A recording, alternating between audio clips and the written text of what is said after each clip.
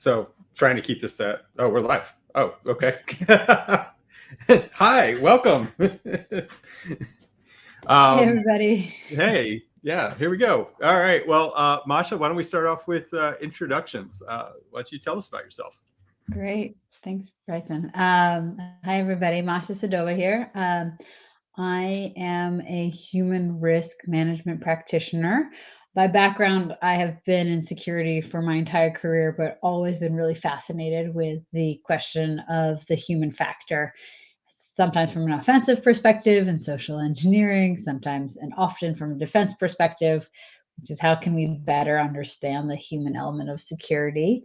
My journey has taken me initially to starting and running a team called Trust Engagement at Salesforce for many years, at which point I left to start my own company, to co-found my own company, Elevate Security, which I did for 7 great years. And just recently in January, sold the company to Mimecast, where I am now the VP of Human Risk Strategy, helping lead the industry around how we understand risky human behavior and what we can do about it. All right. And we're going to take a quick segue there because I always love talking about founder stuff. And I really wanted you to join the founders panel we just did. And so I look forward to doing it with you next year. So I just want to quick tag that one. What was it like going through the acquisition process? At the end of the day, I think all founders start off with like, I'm an IPO. I'm going to create an idea that's going to change the world. And then the reality is, you're more likely going to become a medium to small fish and you get eaten by someone else. So what was that like, right? It's not a bad thing. It's just, that's the way of the world. It is. But honestly, it's actually I think it was a really great outcome for Elevate. So emotionally, the roller coaster starts a little bit with grief, and realizing there's a lot of change underway, right? And that all your other options are closing down and you're going down the acquisition path. But then it's the next piece that actually came into it is a bit of relief. I will tell you, just for context, when you're a small startup, especially fundraising and getting out to the market and creating a new category, is every day you are fighting and staying alive, and also like pushing a huge boulder up a hill. When you get to be brought into a fold of a larger company, especially a company that really aligns on your vision, you have a lot more support to be able to do that. And there are teams and a lot more resources to help get your product and your vision out there. And I will tell you, it's incredibly inspiring. Mimecast has now rebranded and put themselves center as the connected human risk management platform, which were terminology that we had been using a lot as a smaller company. And when you go from a company that has 35 employees to a company that has 2,500 employees, the scale of what you're able to achieve is so much larger. The megaphone is so much bigger. Mimecast has 43,000 customers. And so the ability to speak at scale about your vision and get into the hands, it would have taken our small company a long time to get in front of that many people. So the relief and the opportunity is really wonderful. There's also some letting go, right? It's when it's your company, you get for better or worse, all decisions finally rest with you, and all problems also rest with you. When you're part of a larger organization, there are a lot more stakeholders, and so working in context of a larger organization has, like I said, a lot of benefits, but also not entirely your show anymore. And that is now where we're going to pivot to the social side of things, right? So I think I'm going to start with kind of setting a foundation of 2 things. One of the biggest criticisms I make of our industry is we have a lot of what I call nerd solutions for nerd problems. Right? Look at this geeky tech thing I can do. And it is a fraction of the problem, which leads us to the second, which is the human is the largest risk surface area. Right? That's not a knock on users. That's just the way of the world. Technology enables human interaction at scale, which is Yeah. what business process and business is. Yeah. And yet we tend to ignore it a lot in this space. So why don't we start with that? What do you think? Yeah, absolutely. And if you take a look at how much innovation has happened in the nerd domain, if you using your language, right? We've had so much innovation around how we patch and how we handle our assets. And there's still so much to go, like to be clear. But we have really focused a lot of our brain capacity and our energy around how do we solve the technical components of this? How do we solve things that we can patch and hopefully stay patched? And our approach to solving for the human element has been exactly the same 20 years ago as it is today, as in industry best practice. And it's a hard problem. It's a hard problem because it doesn't look like every other problem we have in security. You can't write software, deploy it, even with the coolest whiz bang AI, ML, whatever. Like it's a different problem because human beings aren't patchable, right? You can't create signatures against it. Like we're dynamic, we're messy. It's not just a technology problem. You can't just nerd problem it out. Um, but here's where the problem comes in, or the opportunity. It's an incredible opportunity for the right brain to meet the left brain. You absolutely need to know psychology, behavioral science, gamification, things that get people into the conversation. But you cannot do that without data, without understanding, without the metrics and the analysis. And you actually need both, which requires either of people from a lot of different backgrounds to come together and say, well, how do we think about this problem differently? Um, yeah, that's primarily it, right? Or one person who has a crazy weird background, right? Who can merge these two pieces together. But it's not it this problem doesn't look like every other problem we've had. And yes, it's a huge problem, but I think just saying it's a hard problem is just an excuse for the status quo, as opposed to actually leaning into it and saying, we solved a lot of hard problems before. This just looks different than what we know. How might we go about it? And frankly, there's a lot of lessons we can learn from other industries. We can talk about what that looks like in a second, but really thinking through how we can actually meaningfully make change in this platform. I mean, in this problem. Oh, I love it. You already teed up where the next question is going. So what can we learn from where we've seen this elsewhere? Because Yeah, I think that's one of the challenges is we look at ourselves in this tunnel yeah, and we're not. I mean, there's a lot of these things that have been figured out before, and yet totally, we're kind of like, oh wait, hey, look at this brand new idea. And it's like, yeah, it's been around for about 60 years. totally. We just don't like. We just need to get our heads up from our basement computers sometimes. So part one, the human risk challenge is we need to understand risk at an individual level. What other industries have already figured that out? Well, credit scores absolutely have figured out at scale how trustworthy we are with debt, right? Insurance companies have figured out insurance premiums per individual enough to be able to quantify it and have concepts of essentially individual credit scores or individual risk scores based on past history, certain kinds of demographics. I'm not saying we should take all this into security, to be clear. I'm not saying we should start profiling people, just for clarity here. But the concept of a credit score absolutely applies to security. What we keep seeing in our data, if you actually look into it, is that past behavior is an incredible predictor of future behavior. And there are most of your population, if you're a CISO or security team, most of your population is going to be low risk. They make really great continuous security decisions, have good security common sense. And then 8% of your employees are going to cause 80% of your incidents. If you can figure out who those 8% are, you can start thinking about your program in a whole different way. And that requires data and using certain kinds of models that we understand from other kinds of technologies or different kinds of frameworks. So that's part one. Part two is what the heck do we do with this kind of data? And this is where I think the revolution that marketing went through, and and moving from billboards on a highway to delivering ads to your account based on the things you will highly likely buy.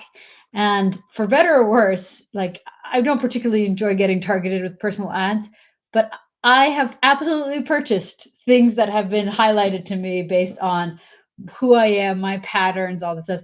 And I really enjoy them. I wouldn't have found them otherwise, right? And so much more precise, like the right kind of information to the right person at the right time. Marketing has absolutely figured that out. We can learn some aspects of that around best practices for security. When do you need to know security information? It doesn't make sense for me to tell you everything you need to know, all like 40 risks you need to care about once a year during October awareness training and make you suffer through an hour of it, because you're going to forget it all.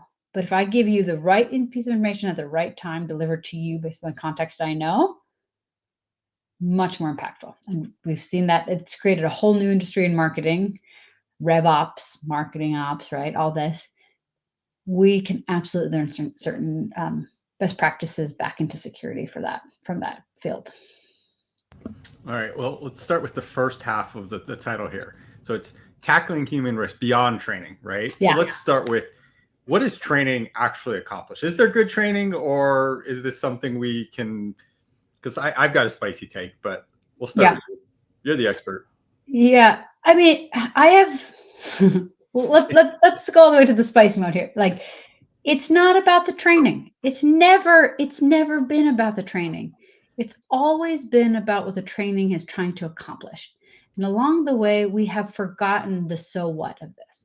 And I answer questions all the time. How much training? How do we make it more fun? Should I gamify it? How often? What their topics? All of that is missing the end result, which is, what do I want to accomplish with this training? What do I want people to do differently tomorrow than they're doing today? And if the answer to that question and the solution to whatever you get back from that answer is people don't know, and I just need to do a knowledge transfer, then training is exactly the right thing, right? If I don't know how to, whatever, use a feature and functionality, and I need it for my job, I need it for an outcome, I need it for my bonus, whatever it is, absolutely give me that kind of training. In fact, I will probably go out and find it on my own because it helps me be more productive. However, if we lose fact of the sight of the so what, all of a sudden we're just putting people on this hamster wheel of consuming information that they may already know, maybe way above their skill level. And frankly, most of us will just we all will mute it and skip to the end and brute force the quiz question. And training is a punishment tool as opposed to a resource that we use collectively to get better.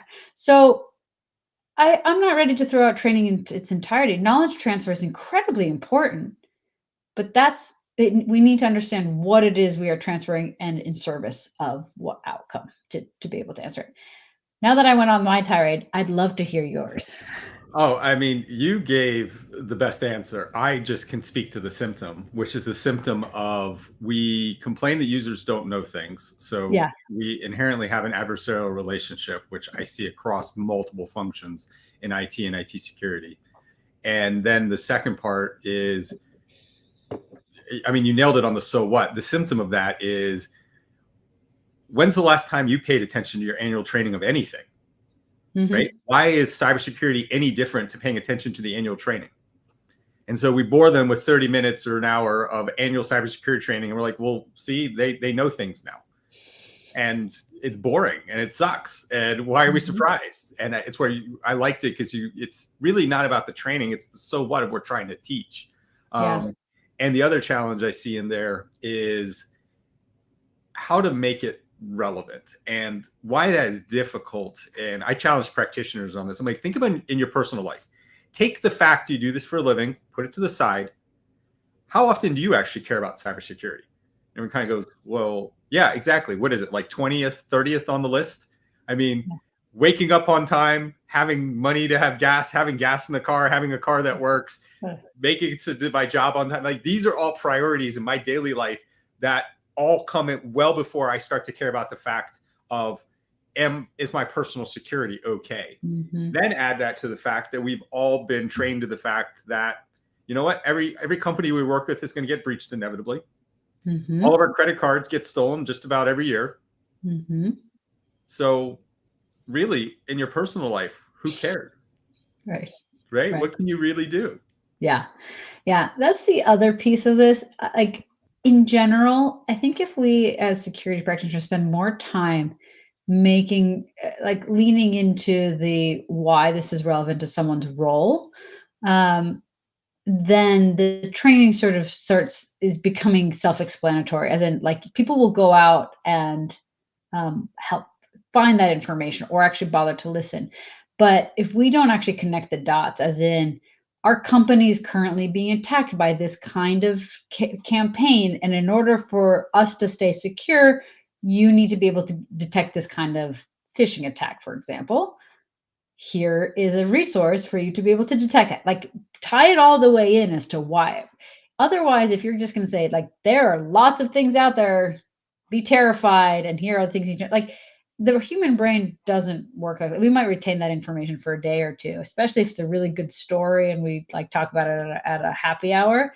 But if we don't use it, if it's not relevant to us, to your point, if it's not anywhere in the radar of things I care about, we will very quickly remove that from our brain capacity and do garbage collection in our sleep, and that information's gone.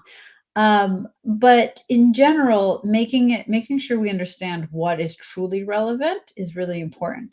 And one of the things that I've realized, maybe a hard lesson learned in my career, is that most of the time you're really not going to get someone to care about cybersecurity unless they already do. If they really care about it, they're probably already on the security team. Like, let's be serious. Like, they're probably making a career out of it. Um, and if they don't already care, like if these are not the people who are going to every lunch and learn you're doing or proactively like working with you to find bugs, they're probably not going to wake up tomorrow and say, today is the day that I care about security, unless you can tie it to something they already care about. We as human beings are more or less wired with our intrinsic motivation. And the best thing we could do from security perspective is tie our security goals to things that employees already care about. Bonuses, raises, belonging, not getting fired, recognition. If you show me everyone else at the company is doing it and I'm not, that has certain kinds of intrinsic motivation or sense of, oh my gosh, I don't want to be left out of the herd. Or I need to learn this so that my kids are safe online, right? That's a protectual instinct. Like, okay, great, you've made it relevant for me. Just security for the sake of security is not going to penetrate all the noise we have. But if you make it relevant to things I already care about, we have a much better chance of that information actually sticking. Tie that into a question that came in from the audience. So you talked about some of the incentive structure, and specifically where I have seen value in training has been less, where the good part of the training is turning employees into sensors. Yeah. Right. Which is a process and is policy and is that. And then, so how do we motivate users on reporting suspicious and malicious activity? How do you tie that to an incentive structure? Yeah. Can you? You can. I would not choose to do that from a monetary perspective. There's many many ways we can motivate people. $50 every time I report a fish. Yeah, you're gonna get a lot of garbage. You'll get people to report, and then people will start creating phishing just to report. Like I've tried to incentivize. Side note here, things like closing bugs, and then people would open bugs just to be able to close them, and all of a sudden, like you're gaming the system, like you wouldn't believe it. But okay, so we're talking about intrinsic versus extrinsic motivation. What a lot of studies have shown, especially if you have kids, you've probably heard about this stuff. Intrinsic motivation, it will last a lot longer and have much better results over time than extrinsic. Extrinsic being, I will pay you, you'll get a bonus, you'll get fired if you don't. All those things. I do this because of some external factor. Intrinsic is, I do this because it's important to me. There's value in me doing this. I feel good about this and a sense of accomplishment. Reporting, especially reporting attacks, is best tied to intrinsic motivation, especially if you can show somebody the impact of what that reporting does. Some of the best and maybe most simple messaging I've seen around this is a company I know that said for every for every phishing email that comes in, for example, if one person reports it, you save on average 18 of your colleagues from that same phishing attack. That basically was their attack frequency and things like that. And so the question wasn't how smart are you, can you detect it? It's can you save yourself and your employees from a much worse fate? And so all of a sudden you're incentivized, not necessarily even for you, but because 18 other people potentially got the similar, that was their average, right? Similar kind of attack. And so you're saving them because they might be too busy, distracted, whatever. They might not have the context. But by reporting it, you might actually be pulling all these other people up to higher ground. So the impact of that kind of behavior is incredibly valuable. I've also seen companies take a successful report of a real attack, especially if it's spear phishing, and just unpack it for the organization as a whole, like in an all hands or town hall, and show how one person's reporting of that activity stopped a full downstream attack, right? So maybe compare two incidents where no one reported and how far an attacker got versus where someone did report. Make that person a superhero, but also highlight that as an organization, you really care about that behavior. Look what value this person brought to their peers, to our data, etc. And all of a sudden people understand why you're asking them to do it, right? It's the much broader thing. So don't pay people for that. Just show them that it matters. Provide them feedback, and you'll get a lot of value out of it. And this is sort of ties into a follow on from the audience as well, which is I'm going to rephrase it a little bit differently than they put it here, but what is the value of simulated phishing and testing in being able to measure that? Does that have value, right? I mean, how do I establish kind of a baseline of retention, understanding, execution? Yeah. So a lot of my work has been focused on measuring real risk, not simulated risk. And simulated phishing, I mean, it does have some value. I'm going to answer that question directly. But first and foremost, when you're thinking about a program to measure whether or not training is working, but more importantly, where you are in risky behavior for your employees, like that's ultimately the end goal of all training. Make sure you don't just stop at simulated phishing. It's really important to actually look at real behaviors. The amount of organizations that only do simulated phishing without actually seeing how they are in resilience against actual phishing is astounding. Like the real point of a simulated phishing program is to detect against your resiliency around when you really get targeted. We assume it's a one-to-one mapping, but what the data shows is that it isn't. That there's some people who are actually really good at detecting actual phishing attacks and just ignore all simulated phishing emails. They just have filters on it. Or sometimes the opposite is true. But like tie those two behaviors, like tie your actual risk that you're trying to solve for to the simulated one. So with that context in mind, simulated phishing has, I would say, two purposes, and it's important for you to understand which one you're doing. It does have some training value in that it helps people practice detecting it. But what my research team and I have seen in our data sets is that about 10 simulated phishing emails per individual is good enough to get them to a plateau where they'll practice detecting it. And after getting 10 phishing emails, your results will plateau at about a 5% continuous click rate. So yeah, practice. It's great for new hires. It's great for your first year in a company. But then you might use it as a way to keep phishing top of mind, especially if there's new techniques like QR phishing code that are coming out and other types. But really, don't just keep doing it month over month over month if you've already had a pretty good onboarding training session with phishing, and you see that people are getting it. You just need a little bit of refresher. Part two, and the value that I think is really valuable from simulated phishing, is using it as a mapping to understand if someone is low, medium, or high risk, so data points. This is what I was saying. Majority of your population is going to be low risk. 79% of employees won't ever click on a phishing email. 4% will account for 80% of your phishing incidents. So you're using your simulated test. 4% accounts for 80% of your phishing incidents, yes. Wow, that's not even Pareto level. That's crazy. All right. Yeah, and 79 will never click a link. So incredibly, like, you have huge opportunities. Like, okay, so if I know you're low risk, I don't have to worry about you. I don't have to keep phishing you. I don't have to send you training. You're great. And then if you're part of my 4%, we're initially gonna have a conversation, and then you're gonna keep clicking. That's what the data actually shows. You're just gonna keep clicking. And I have a couple of choices. I mean, maybe we'll pause what choices are as a part two for this.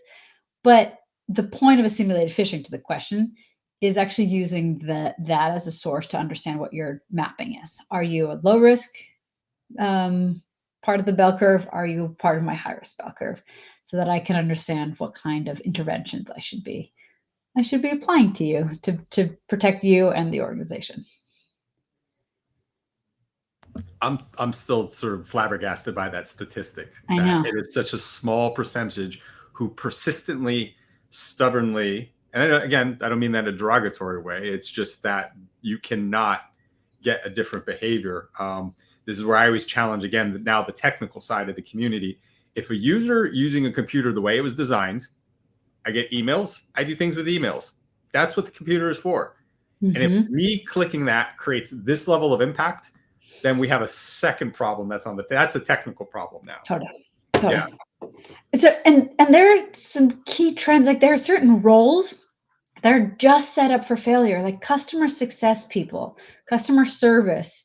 Like, their job is to reply with speed and make the customer happy. Like, those that go in direct opposition to being thoughtful, slow, and pushing back on email. So we either reward people, right, for doing the job that they're paid to do, or reward them for security. And in some roles, especially customer success, those are in direct opposition of each other.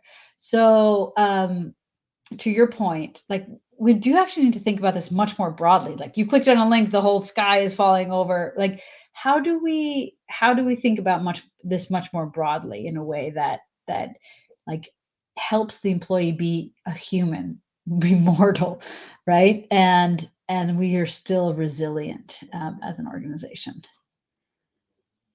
So back to different kinds of users. So you define risk as by who clicks. There's also a flavor of risk by business context. Mm-hmm. Not everybody is created equal in a company. Not everyone has privileges and access, hopefully, right? You're not completely flat network where everybody is domain admin. Sometimes that you still see that, right? But so different potential impact based on a click. Yeah. And I found it starts to get more sensitive when you go up higher. Yeah. C-suite and board tend to have a little more feelings because of their rank. Talking about humans. Humans are humans. Human psychology shows up in all sorts of different kinds of ways. And how do you address that? How do we get them smart, but at the same time working with their nuances? Yeah. Yeah, it's a good question. So a couple of things. One of my favorite, I'm going to lump this under training techniques, but you want your fellow C-suite and executive suite essentially to be security believers, right? You want them, to the extent possible, for them to slow down when there's a phishing attack or there's a phishing email, or understand the trade-offs when they're choosing to bring on a certain kind of partner, right? To think about the other ecosystem pieces. You can't actually get that level of internal motivation for security through an external training. one of the best ways, it doesn't scale really well, but I would do this for your C-suite, I would do this for your board, is through lived experiences. In general, our experiences drive our beliefs, and our beliefs will drive our actions. So that's how it all stacks up. So if I can give the C-suite an experience, and so tabletop exercises are a lightweight version of this, but red teaming attacks are wonderful. Truly, like the most educational experience is living through a real breach. And I will tell you, if you've ever worked for an executive who's been in a company that has had to clean up after a breach, they will be one of your best friends in security. They will absolutely fight the fight with you because they understand what the trade-offs looks like. And so what you're trying to do is essentially give them those kind of scars without the full damage to the company. So you're trying to simulate as much of that kind of pain as you can. And so that's why certain kind of like very immersive tabletop experiences, I think, are actually really quite great, because they, to the extent that you can make them feel the pain of a poor security trade-off, they will then have that context to be able to make better choices for that, which is also why, I mean, security professionals have that trade-off, because not necessarily we see the impact of incidents much more frequently. It's much more top of mind. It's much more real. We live in those experiences much more often than a C-suite does. So that's my favorite way for that particular part of the org, to get them on board. Okay. Yeah. So things are always changing. That's part of Yeah. what makes this difficult. Nothing is static. It's also inspired by another audience question. What are we seeing around how the change, or how the threat is changing in, and I'm going to be broad with social engineering, because social engineering is in fact the broad spectrum of attacks on humans. So the question is, what are the latest trends in social engineering? What are the latest trends? I mean, it feels like I'm just going to be saying this again and again. It's like, it's more kinds of phishing, just better, faster, with new bells and whistles. But email still is 90% of the way attackers are getting into organizations. But the kind of phishing emails that organizations have to start setting up against are definitely leveling up in sophistication, right? So QR phishing, as I recently learned, it's called quishing, is making a rise at Mimecast. Hold on. No, I know. Strike that. You're not allowed to say that one. I hate that phrase. It's so bad. I mean, there's zishing, which is Zoom phishing, and we obviously know smishing and vishing. No. I mean, they're terrible. Yeah. Sorry, it's just not a word that everything really in the alphabet, right? It's works but to modify. phishing is the worst. Yeah. So so QR phishing and is coming up, which is tricky because we've taught all these people to hover over a link, and if it's a URL you don't know, what happens if there's no URL, right? Like what happened to all of our training? So that's one piece of it. I will tell you that the advent, the introduction of AI to the ecosystem as a whole is essentially helping attackers make, and you probably know this frankly better than I do, so I'd be curious to hear what you say around this, but looking at it really up levels QR or just regular phishing and spear phishing. I can feed in a LinkedIn profile and get a targeted spear phishing automatically, and I can do that at scale. And then I can attach malware. And again, it's not going to be super precise whaling or really super customized spear phishing, but you can do a much better job than the Nigerian print scams that we had a couple of years past. But it's much easier for me where I can feed in now a LinkedIn profile, and I get something that very curated to the things you like, your accomplishments and things like that, or any kind of public profile, right? So just doing it at scale is really quite scary. Goodbye grammatical errors and spelling. can do things that are contextual, time-based, personalized. So yeah, so that's coming up a lot more for organizations, and people like to talk about it. I hear this. I mean, it's not a recurring attack currently at scale, but deep fakes are coming, and the speed with which those kind of technologies are up leveling is frankly astounding. I think this is going to get on a lot of people's radars during the election season. We're going to start seeing a lot more instances of it for disinformation and misinformation, but frankly, just seeing how impersonation like that is being used to convince people to do wire transfers. And the crazy thing is, the things like they're using voice samples of like CEOs from all hands or earnings calls, for example. So all of a sudden, things that we never thought we had to protect or watermark, like this recording of or this webinar of us talking, right, can now be weaponized. Exactly. So I don't see it. I don't think it's happening on a regular basis. That, by the way, is a really great way to see if someone is a deep fake, is to ask them to interact with someone with something in your background, right? So neither Bryson nor I are deep fakes, at least. See, now they're going to use that particular phrase to generate a deep fake. Anyway, it's coming. It's coming, and it's going to be. I think that's a new version of spear phishing and whaling. Like everything is just bumped up a level.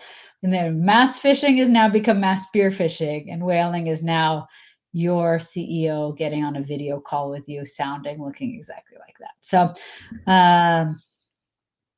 yeah, that's where we are. Well, particularly with from elections, we saw a lot of challenge around bots and disinformation, which I think is tangential. Specifically, since LinkedIn, I think, is the greatest OSINT treasure trove for reconnaissance. I can build my target package. I can figure out who I need to engineer, who's connected to what. I have seen folks using alerts because that's how I can target new employees. Second, I see a new job change, I know within a week or two you're vulnerable because you psychologically don't want to be creating any friction. If somebody asks for help, you're like, oh, yep, I'm on it, I got it. And so you're very vulnerable to that. Technically, you probably also haven't been trained yet. So there's that as well. And so from that, how common are deep fake LinkedIn profiles? I don't have good stats on that, so I couldn't tell you. But when we look at sort of the deep fake threat landscape, there's probably three categories of risk. So there's disinformation, misinformation, some aspect, some interchangeability, and synthetic profiles. Right? How much do we like? How LinkedIn just being one aspect of synthetic profiles around this. I haven't seen any studies around this. Maybe there are organizations who've dove into this and actually are doing scanning around what profile is real or not. But I've sort of seen them pop up occasionally, but not at scale. But again, I might be out of touch here. It does bring up an interesting point, which is what is LinkedIn's role, and ultimately what is every corporation's role in that kind of detection, right? Who is discovering that? Is it a security team, right? Shouldn't LinkedIn be providing us watermarks around profiles, little blue checks or whatever that is? But I think that's the next follow-up question for me when I think about that initial one about the proliferation of deepfake profiles. Okay, and so for the capstone, bringing it together to the question that has been on everyone's minds ever since ChatGPT burst onto the scene with 3.5, changing the way we think about things. And you can't get by without saying artificial intelligence, even though most of the time it's not artificial intelligence, it's mostly machine learning. But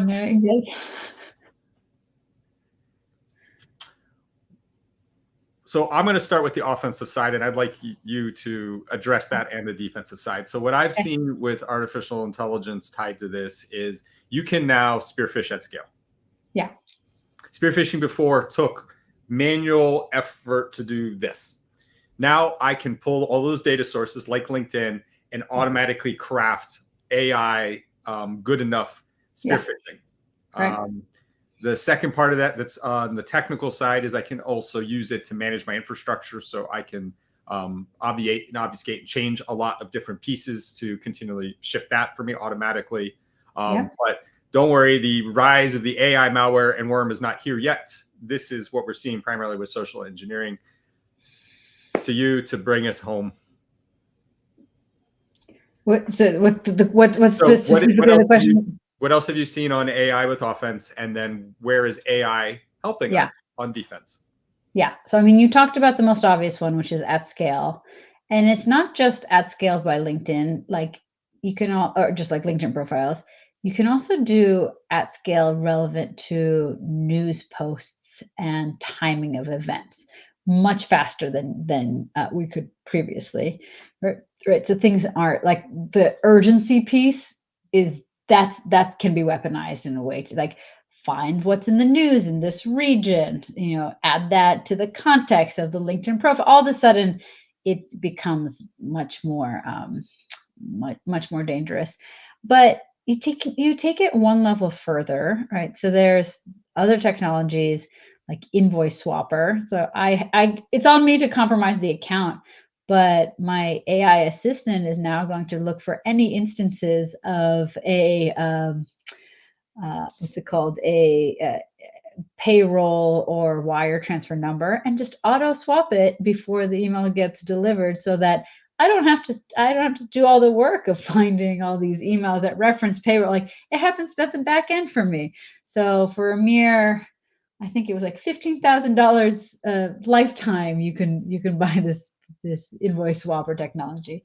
But the thing that's really fascinating is the combination of multiple of these technologies. So let's just take deep fakes as one example, plus the chatbot capabilities of it. So initially, let's say I'm trying to scam a bank, and I'm trying to sound like a woman from Latin America whose account I'm trying to get after. Initially, I'm either sort of splicing information or splicing voice samples together, or in one recent attack that New York Times covered, you can actually hear the person typing the answer and then the voice synthesized back to the agent. Fine, like simple, easy, like, oh, that's obvious. What's happening now is much more real time, where you get a question come in from, let's say, a customer service agent. That gets put into a chat GPT 3.5 or so on, that says, oh, here's the question. The appropriate kind of response, knowing that I'm in this kind of person, is the following. I'm going to put that text into a text-to-speech synthesizer and reply back to the person on the call in not quite near real time, but much more, much faster, right? So now we have the intelligence piece with our voice synthetic piece, and that whole feedback loop is terrifying, right? So especially if we can do near real time deep fakes, right, where I'm putting in voice and it's generating kind of videos, that's going to be a little bit harder. But if we're only doing audio, right, we can have a near real time conversation with a fake entity, with answers that are logical and trustworthy because of the combinations of these stack technologies. And that's terrifying. We're getting to a place where we are, as employees and as humans, are not going to be able to detect quite readily most of these attacks, especially if it's just phishing. Like if it's spear phishing, like good luck, right? Like there's a lot of that. And so I think the role of the human being, specifically as it relates to training them, is just getting smaller and smaller, and asking someone to be able to have the sophistication to detect some of these incredibly beautiful attacks, right, is really unrealistic. The part that we should train on is the fact that these kind of methods can exist, so people have it in their sphere of possibility. But the second piece, which is true for every attack, is does the context of the ask make sense? Because no matter how good the attack is, if the CEO has never, ever, ever called me to do a wire transfer, and for some reason this is the one time, like, you can't change the context of the attack. Like, the ask will still always feel a little bit funny. It will feel a little bit unusual. I mean, if it doesn't, we're all fucked. I'm sorry. But the context is really important, and you should train people to trust their spidey sense, report, as we talked about earlier, be part of the detection mechanism, but also pair that up with the employees' context with tools like deepfake detection sensors and algorithm that says probabilistically this is 30% fake. Like, give me something to go on, right? Like, it help me be an augmented human detection sensor. I hate that word, but like, pair my understanding of what is normal with an algorithmic ability to detect that there are fingerprints of AI or some kind of keywords that LLMs really love to use, right? So statistically, the probability of this, that should be on my radar, should be higher. So it's a long-winded answer with multiple parts to it, but hopefully provide some food for thought. That's okay. The AI will transcribe it correctly. Thank you. And maybe remove the swear languages. That's totally okay. Final thoughts of wisdom. That's a great question. Just to follow up, I'm going to challenge you. Let's end on a high note, because the things that I think the hardest part for us in security is how not to come across the doom, gloom, and wet blankets. And yet we're all fucked. So how do we end on a positive note? Where's our chance to feel better? Yeah, that's a great question. So I just, as AI is evolving and we have all these new threats coming in, we actually really do need to think about the human element of security in a way that it's no longer one size fits all. I'm seeing it come up more and more where people really do say, I can't just keep on this merry-go-round of just training and hoping something sticks. But what I'm seeing in my data and the research, and I have seen replicated, MITRE has done this, tons of university research has done this, is that human beings, employees in a workforce, tend to fall into two categories: people who get it and have spidey sense and don't walk down dark alleys at night by themselves, and there's people who just constantly get mugged and constantly get their stuff stolen from a security perspective. And yes, we're talking about edge cases where none of us would have a chance to detect, but the majority of attacks still are